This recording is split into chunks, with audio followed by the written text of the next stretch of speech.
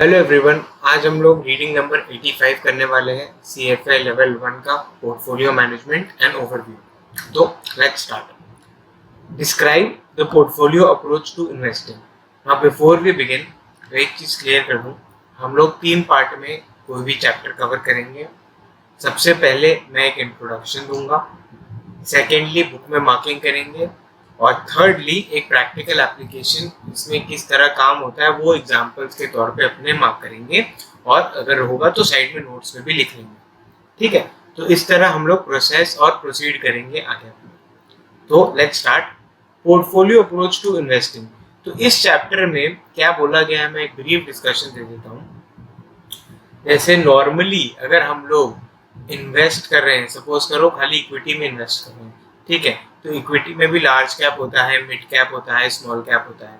तो हम लोग को एक बैलेंस मेंटेन करके इन्वेस्ट करना पड़ता है। For example, if we want to invest in 10 stocks, हो सकता है हम लोग सब में इक्वली इन्वेस्टेड कर रखे हो, या फिर हो सकता है कुछ कुछ स्टॉक्स में हम लोग थोड़ा ज़्यादा रुपया इन्वेस्ट कर रखे हो, कुछ कुछ स्टॉक्स में हम लोग कम अमाउंट इन्वेस्ट कर रखे हो।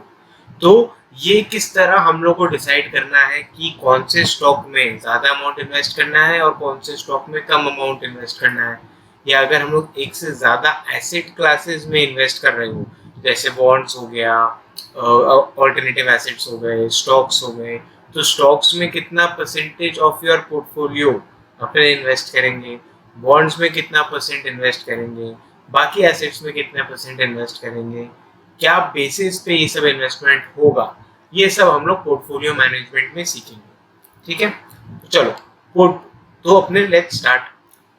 The portfolio perspective refers to evaluating individual investments by their contribution to the risk and return of an investor's portfolio. ये मार्केट लो, ये वेरी इंपॉर्टेंट है। इसका क्या मतलब है, आज सपोज करो कि मेरे पोर्टफोलियो में, ठीक है, मेरे पोर्टफोलियो मतलब तुम्हारा कितना एसेट्स है, ठीक है, टोटल उसमें तुम्हारा स्टॉक्स भी आ गया, बॉन्ड्स भी आ गया, रियल एस्टेट भी आ गया, कमोडिटीज भी आ गया, सारा एसेट्स आ गया तुम्हारा।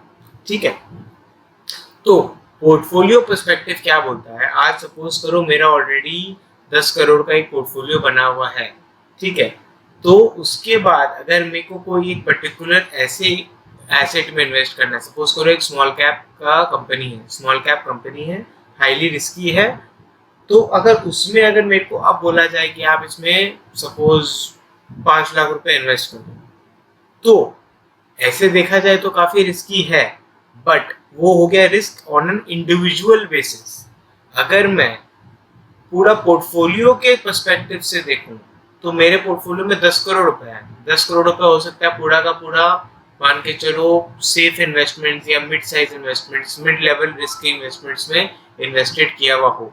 तो ये एक चांस है कि 5 लाख रुपए मैं अगर एक पर्टिकुलर स्मॉल कैप में डाल दूं जो थोड़ा रिस्की है, बट उसका रिटर्न उसी हिसाब से है, तो पूरा पोर्टफोलियो के हिसाब से वो टोटल रिस्क जो हम लोग बात कर रहे हैं वो उतना नहीं है। आज 10 करोड़ रुपए में अगर 5 लाख का थोड़ा ज्यादा अग्रेसिव रिस्क है, सो पोर्टफोलियो पर्सपेक्टिव से, ओवरऑल पर्सपेक्टिव से ये थोड़ा एक्सेप्टेबल है।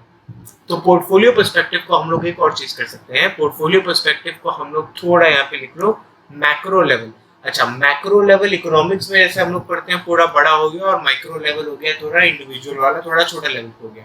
यहाँ पे जब मैं बोल रहा हूँ पोर्टफोलियो पर्सपेक्टिव को आप मैक्रो लेवल बोलो, मैं ये बोलना चाह रहा हूँ आप थोड़ा ब्रॉड बेस्ड थिंकिंग करके एक ओवरऑल पर्सपेक्टिव लेके तब मैं इसको मैक्रो लेवल के हिसाब से कंसिडर कर रहा हूँ। और जो पर्टिकुलर सिक्योरिटी हो गया जिसमें अपने इन्वेस्टमेंट कर रहे हैं, उसको हम लोग ये भी बोल सकते हैं माइक्रो लेवल इन्वेस्टमेंट या माइक्रो लेवल व्यू। ठीक है, अब आगे बढ़ते हैं। The alternative to taking a portfolio perspective is to examine the risk and return of individual investments in isolation। यानी कि ओवरऑल नहीं लेके खाली वो पर्टिकुलर सिक्योरिटी का रिस्क एंड रिटर्न देख लो, अगर वो अच्छा लगे तो उसमें इन्वेस्ट कर लो, वो हो गया alternative. An investor who holds all his wealth in a single stock because he believes it is to be the best stock that is available is not taking the portfolio perspective. His portfolio is very risky compared to holding a diversified portfolio of stocks। इसका क्या मतलब है समझो, आज हम लोग जब भी कोई भी इन्वेस्टमेंट करते हैं ना, हम लोग कभी भी, या हम लोग के पेरेंट्स भी हमेशा ये बोलते हैं कि इन्वेस्टमेंट एक ही जगह में सब कुछ मत डालो, अलग अलग जगह में इन्वेस्टमेंट करके रखो। बाई चांस अगर वो इन्वेस्टमेंट जहाँ अगर तुम कोई भी एक इन्वेस्टमेंट तुम्हारा डूब भी जाता है या उतना रिटर्न नहीं देता है, तो भी तुम्हारे बाकी सब इन्वेस्टमेंट से हो सकता है कुछ ना कुछ मिलके तुम्हारा at the end of the day portfolio जो ओवरऑल पोर्टफोलियो है वो प्लस में रहेगा। तो इसीलिए हम लोग यही बोलते हैं कि don't keep all your eggs in one basket, ये कहावत इसी से आता है। ठीक है, सिमिलरली यहाँ पे यही बोल रहा है, अगर कोई एक इन्वेस्टर है जो अपना सारा अमाउंट ऑफ सेविंग्स एक ही स्टॉक या मान लो 2 स्टॉक में ही इन्वेस्ट करके रख रहा है, तो वो क्या कर रहा है, वो काफी हद तक ज्यादा रिस्क ले रहा है।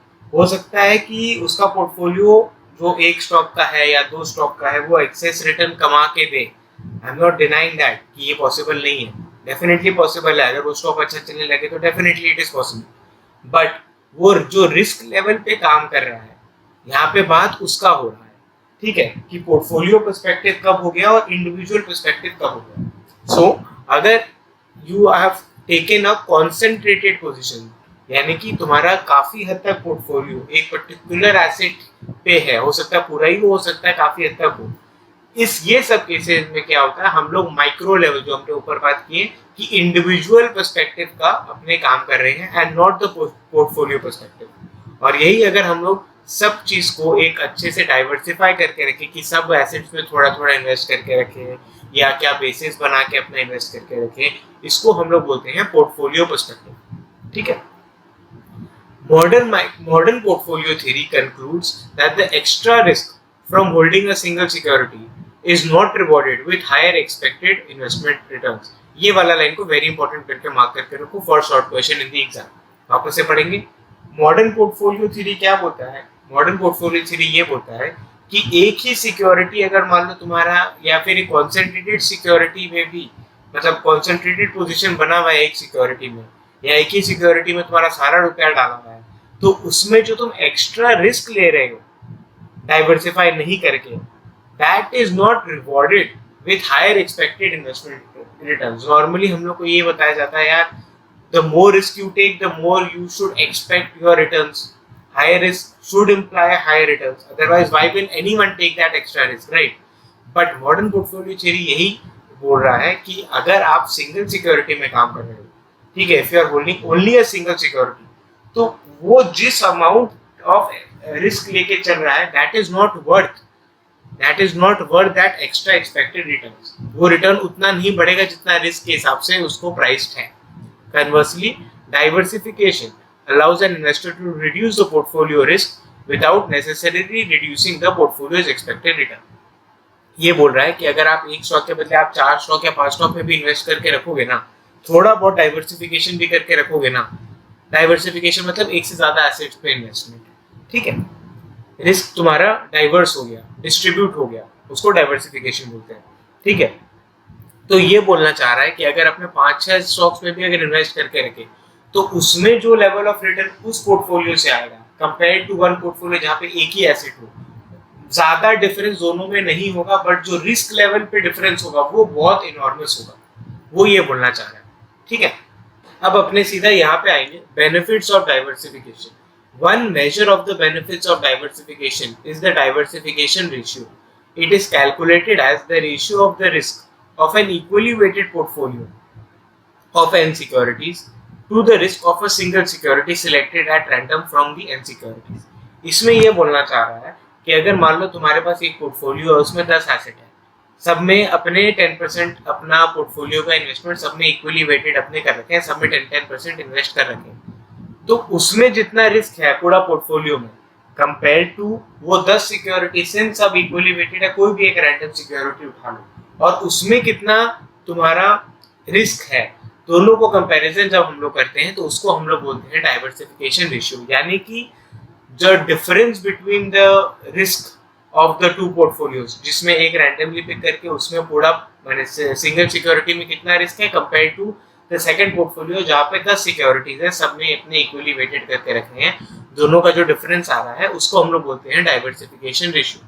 देखो कैसे निकालेंगे, if the average standard deviations of returns for the n stocks is 25%, ठीक है, मतलब ये पर्टिकुलर एक स्टॉक का बात कर रहे हैं, and the standard deviation of returns for an equally weighted portfolio is 18%, तो 7% कम हो गया बाय सिलेक्टिंग मोर स्टॉक्स।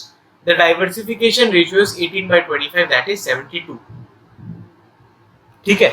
अब इसमें थोड़ा सा और चेंज करते हुए देखो, आज अगर एक स्टॉक है, ठीक है, एक स्टॉक इन द सेंस कि अपने पास 10 स्टॉक थे शुरू में, ठीक है, अब वो 10 स्टॉक का अब हम लोगों ने रैंडमली एक एक करके रखा कि अगर 10 स्टॉक है ए बी सी डी करके 10 तक, तो अगर ए पकड़ता हूँ तो सपोज उसका स्टैंडर्ड डिविएशन आ रहा है 30, बी पकड़ता हूँ उसका स्टैंडर्ड डिविएशन आ रहा है 20, सी पकड़ता हूँ उसका स्टैंडर्ड डिविएशन आ रहा है 15, ऐसे कर करके हम लोग ने जो एवरेज स्टैंडर्ड डिविएशन हर एक स्टॉक का निकाला है वो अगर आ रहा है 25, बट अगर अपने दसों को कंबाइंड कर दे, ठीक है, एक ही पोर्टफोलियो में, तो वो आता है 18। ये डिडक्शन क्यों होता है? That is because of correlation between all the assets. For a correlation मतलब how two assets move together. For example, आज अगर मान लो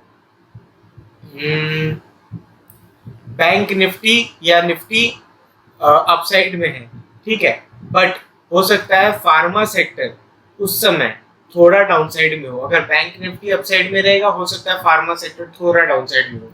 सिमिलरली अगर इसको थोड़ा और ब्रॉडेंड कैटेगरी और जनरलाइज करके रखें, तो अगर मान लो स्टॉक्स अपसाइड की तरफ जा रहा है, ठीक है, तो बहुत ज्यादा चांसेस है कि बॉन्ड्स जो है वो थोड़ा डाउनसाइड की तरफ जाएगा।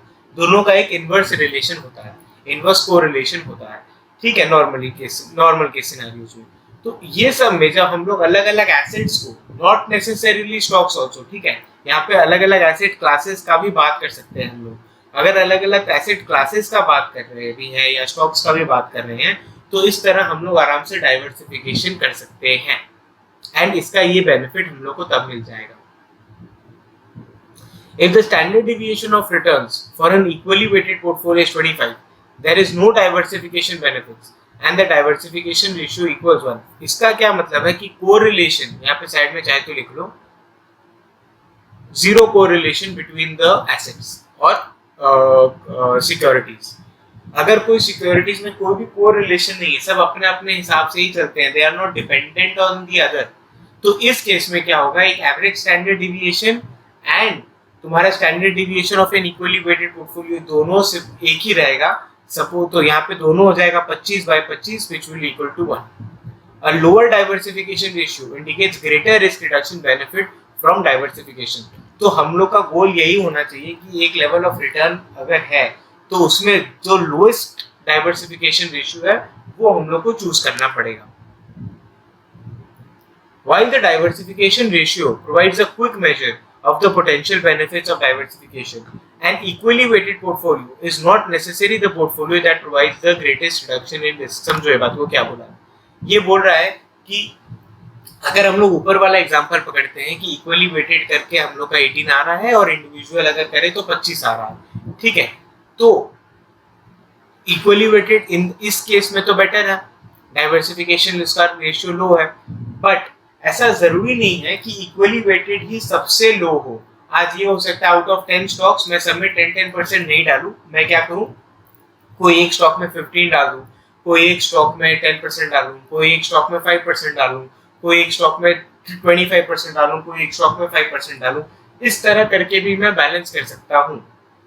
अगर इस तरह बैलेंस करके मेरा पोर्टफोलियो का जो स्टैंडर्ड डिविएशन आ रहा है ओवरऑल, वो उसका सपोज हो सकता है पोर्टफोलियो का स्टैंडर्ड डिविएशन 15 आ जाए, 10 आ जाए, तो इस केस में हो सकता है कि एक लोअर डाइवर्सिफिकेशन रेशियो और जनरेट हो जाए। तो यही बोला है कि इट इज नॉट नेसेसरी कि एक इक्वली वेटेड पोर्टफोलियो का ही सबसे ज्यादा रिस्क रिडक्शन होता है, ये जरूरी नहीं है। अपना अपना वेट्स करके भी एक निकल सकता है which will produce the lowest portfolio risk.